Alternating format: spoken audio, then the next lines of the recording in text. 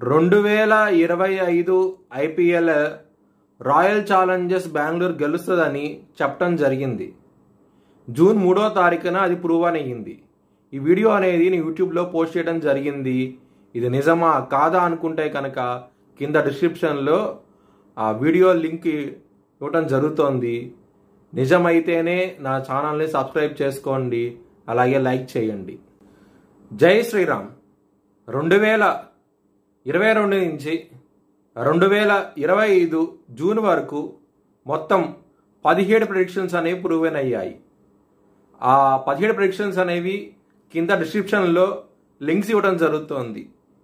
మకర రాశికి అధిపతి శని మకర రాశిలో ఉత్తరాషాఢ 2, 3, 4 పాదాలు, శ్రవణం 4 పాదాలు, ధనిష్ట 1, 2 పాదాలు ఉంటాయి. ఈ నక్షత్రం వాళ్ళందరికీ నేను చెప్పే వార ఫలితాలు వర్తిస్తాయి. ఈ వారంలో లగ్నాధిపతి అయిన శని 3వ స్థానంలో ఉన్నారు. చాలా మంచి ఫలితాలు అంటూ ఇవ్వబోతున్నారు.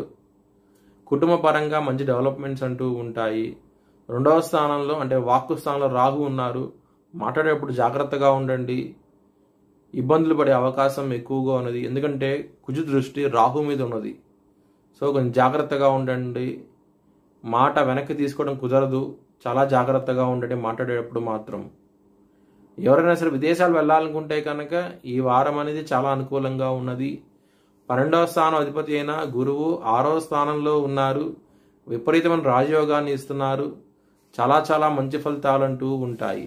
గురువు, సూర్యుడు, బుధుడు ఇన్ని గ్రహాలు ఉండటం మూలంగా కోర్టు కేసు విషయాల్లో మాత్రం విజయం సాధిస్తారు. కానీ శత్రువులు అనేవి అధికంగా ఉంటారు. కొంచెం జాగ్రత్తగా ఉండండి. శత్రువుల నుంచి విజయం సాధించడానికి మీరు కాలభైరవ అష్టకాన్ని చదువుకోండి. చాలా మంచి ఫలితాలు అంటూ ఉంటాయి. అష్టమంలో కుజుడున్నారు. రాహు దృష్టి కుజుడి మీద పడుతోంది. హెల్త్ పరంగా మాత్రం ఇబ్బంది ఉంటుంది. కొంచెం జాగ్రత్తగా ఉండండి.